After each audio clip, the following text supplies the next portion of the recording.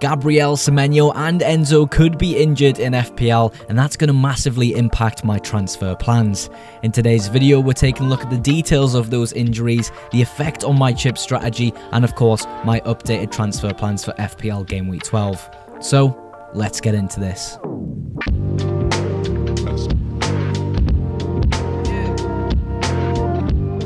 The international break has absolutely cooked my transfer plans and chip strategy. 3 flagged players, 1 free transfer. What am I going to do? Well, we're going to delve into that in today's video and of course cover the information we currently have about these flagged players. Yeah, it's not looking great. If you are brand new to the channel though, feel free to subscribe. I make daily FPL videos to help you guys at home by just clicking the little red sub button. It does massively support the channel. And if you can, go ahead and like today's video as well. The like goal is 10 likes. But we're going to get straight into things, targeting the defense of my squad, firstly for Game Week 12, with of course the flag of GABRIEL. We still are rocking the triple Arsenal defense, and I'm still a massive fan of it. But GABRIEL being flagged now does not feel great. Now, here's the information we currently have about GABRIEL. We'll put the other screen up here so you can see the fixtures he's got coming up. But he went down with a problem against Senegal in the international break in the second half. He kind of had a little hobble off. Everyone was like, oh my god, GABRIEL's injured. Everyone was panicking. And yes, I had a little bit of an initial panic as well, but you know, things like this happen all the time. Maybe a little bit of rest will be okay for him, but we have seen, reports come out that he's had a scan on his thigh, which has identified a little bit of a potential muscle tear or injury in the thigh, which maybe sounds a little bit more serious, and it does worry me ever so slightly because, you know, I do think GABRIEL is probably the best defender in the game. I don't think there's many people better than him. Of course, he's getting up there in price now. 6.6 is a lot of money. But if you were early on GABRIEL, you probably got it at a pretty cheap price point. But yeah, it doesn't feel great to see that injury on what I think is the best defender in the game. Now, how would I deal with GABRIEL and the information we currently have? There's sort of a few ways. Now, I think he should be okay for Spurs at home. I don't think the injury is going to be that big of a deal when you consider sort of the scale of the fixture he's about to play for Arsenal. Tottenham at home, you know, North London derby. If he's at all fit for this game, I think Arteta will absolutely play him. He's so important to that Arsenal defence. So for me, that's kind of my viewpoint. But if we do get information that this guy is not available for maybe a few weeks, or at least Spurs at home, we could theoretically look at moving him to someone who's equally priced or slightly cheaper. I think for me, which I covered in my transfer tips video yesterday, Virgil van Dijk isn't a bad replacement. It feels like the obvious one in terms of the fixture run coming up for Liverpool and sort of the similar profile of FPL asset you're bringing in.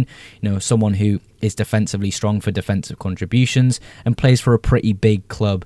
But the issue is Liverpool's form isn't exactly the same as Arsenal's in the Premier League. And of course, Liverpool's defence isn't as strong either. So there are a few things we could do with GABRIEL. I'm really banking on him playing this weekend, but we'll have to wait and see what Arteta says. We've of course got other defenders around. We've got Rodon on the bench who could potentially start instead of GABRIEL, but we've got Mukiele and Anderson starting in my squad for Game Week 12 with a fixture clash there. I would probably lean slightly more towards Anderson with the home fixture if I had to play just the one, but I think both are pretty decent this game week. It just kind of sucks that it is a bit of a fixture clash there. We'll kind of move up into the midfield now, where again there's 2 big issues to deal with here in Semenyo and Enzo Fernandez. We'll start with Semenyo. So this is the one where we probably have the least amount of information, or many reports coming out about Semenyo. So initially, it's a sort of a longer scientific word to describe his injury, but I'll describe it as follows. The ligament which connects your shin to your ankle. Apparently there is a sprain or an issue there for Semenyo, which has caused him to withdraw from international duty. There's also reports that it's a personal issue, and it has something to do with his anniversary and his relationship. With the sort of vast amount of reports we are getting about this injury for Semenyo, I seriously don't know what to believe. And I'm right now hoping that he just left for his anniversary, because that'll save us all a transfer in FPL. I still think a lot of people are selling Semenyo anyway because of the current form that Semenyo's in. I believe he's blanked in the last 3 fixtures, but those fixtures were pretty difficult. 2 of those games actually away fixtures to Aston Villa and City. But I still think Semenyo would be a hold for me in any case. If it's the case that it actually is a serious injury, you could look at someone like Mbeumo around that similar price point to move to. Or I do not mind Ismail Assar either with his fixtures coming up. So yeah, that's kind of the way I would deal with Semenyo in FPL. When it comes to Enzo Fernandez, we had an issue a few weeks ago where he actually didn't feature in the squad whatsoever. I believe it could have been game week 8 when he had that knee problem, that inflammation on his knee. It seems, from the reports and articles I've read, it seems to be the same issue. Now, I think this could be more serious of an injury for someone like Enzo Fernandez here, because if it's that same injury that just keeps coming up, why would Chelsea risk him in a Burnley away fixture? Why would they risk him in the next few weeks? It was just how impactful he's been for Chelsea. Of course, you could flip it the other way and say, Chelsea are going to want him to play every single game week because he has been that player that makes the difference. But I don't know. I feel as though they're going to try hold on to him as much as possible and protect him because of sort of the absence of Cole Palmer, the other injuries they've had recently, and sort of the struggle they've had dealing with that. I think there could be a sort of element of protection there, but we don't know how bad the injury to the knee actually is right now. So it's another one with pretty much all of these players. We have to wait for more information. We can't make any moves right now. It just doesn't make sense to. With the rest of the midfield, we've got Bruno Fernandes, who's coming into a really great fixture run. I absolutely love owning him in FPL. I do think maybe I would prefer an Mbeumo, but the routes to points that Bruno Fernandes has, God, any given week now, I feel as though he can come away with something. I mean, he's had back-to-back 5-pointers, so let's see if he gets a 5-pointer against Everton at home. With Minte, of course, I brought him in last week. Maybe hoped a little bit more against Palace in all honesty, but, I always said it was going to be a cagey fixture. I didn't think there would be much happening in terms of FPL returns in the game. But Brentford at home, Brentford kind of coming into a bit of form now, looking a lot better. We'll see how Minte deals with that sort of thing, but that cheap price point, that differential aspect to him is quite attractive. We're still captaining Jean-Philippe Mateta this week against Wolves away from home. It's going to be interesting to see how Wolves are under Rob Edwards, their new manager. Is it going to be a new manager bounce, or are the players just going to be performing at the same standard we have seen throughout this season so far? I still think the captaincy armband on him makes quite a lot of sense with, of course, Haaland's fixture of Newcastle away. I think he will struggle in this game with the physical aspect of Newcastle. And of course, going to St James's Park is always a difficult task for any team in the Premier League. So that maybe pushes me towards captaining someone else. But slowly but surely, the captaincy options are dwindling this week due to flags and due to issues with the squad. Semenyo could have been the captain. He's got that potential injury now.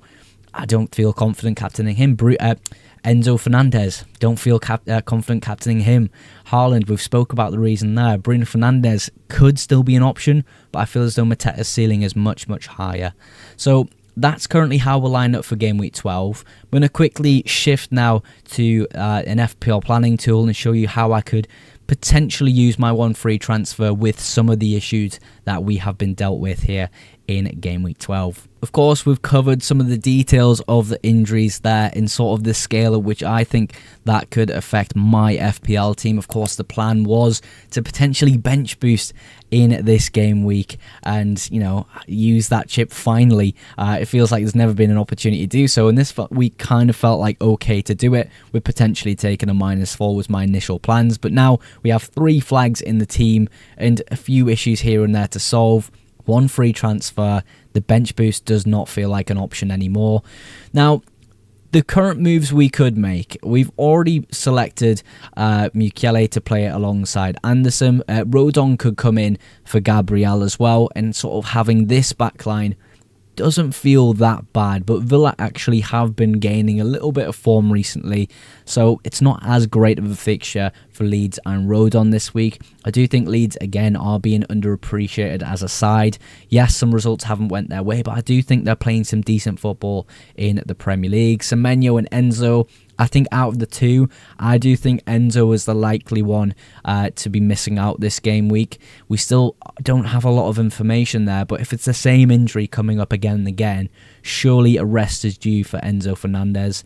So I don't mind particularly benching him this game week. And then if it is the case that Semenyo is out for this West Ham game, I could play Calvert-Lewin. And you know, I haven't had a good experience with Calvert-Lewin. I don't want to play him anymore in FPL, but it could be the case with just one free transfer. I have to do something like this to save my FPL team this week. Now, do I really want to transfer any of these players out? Enzo, do I want to get rid of him? Not particularly. Burnley, if he's available this week, great. If he's not and he's out, Leeds coming up's not too bad. Everton at home's not too bad. And yes, there's some pretty tricky fixtures around there, but I still kind of want them for those good fixtures coming up in the next sort of 3 to 4 weeks. If it is the case, I could get rid of him. You know, you're looking at 8.7 million. There are a few options you could go to, and Mbeumo is probably top of the list here. Cunha isn't a bad option because of the likelihood that Sesko is out for a very long period of time, potentially a month. I've been hearing from reports. Gakpo in you could argue that Gakpo in isn't a bad option either with the sort of fixtures that Liverpool have coming up. And that would kind of follow suit with Semenyo if it's the case that Semenyo's out and I wanted to get rid of him if it's a sort of an extended amount of time. Again, you're playing with a lot of money here. I think the moves would be pretty similar. And Mbeumo, Cunha, Ismail Assar I don't mind as well as an FPL asset, and also Gakpo could be an interesting one to consider. Gabriel, the thing is with Gabriel, you're probably going to want to own Gabriel in a few weeks anyway. Let's say he's out for 3 weeks. You're probably going to want him from 15 onwards anyway, because Arsenal are the best defence in the league, and it seems Gabriel is the best FPL defender you can own. So yeah, I feel as though no free transfers used here, I could technically survive 1 week and then go into game week 13 and kind of assess how things are looking with my squad. Are there any moves desperately needed with those potential injuries? And of course, maybe something opens up in terms of a chip strategy that I could use. Maybe a free hit would be used in game week 13 instead. But overall, that's kind of my thoughts right now. Let's try not to use a transfer this week. Let's try to save them as much as possible. Of course, in game week 16, we're going to get topped up to 5 free transfers.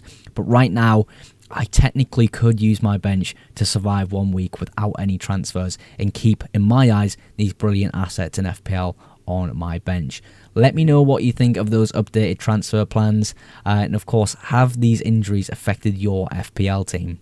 As always, tomorrow you can expect another FPL video, so make sure you're looking out for that. Of course, a massive thank you for your support on today's video and the channel. If you did enjoy today's video, go ahead and drop a like, and if you're not yet subscribed, go ahead and subscribe for future FPL content and FPL streams. But that is everything for today's video. Thank you again so much for watching, and I will catch you in the next one.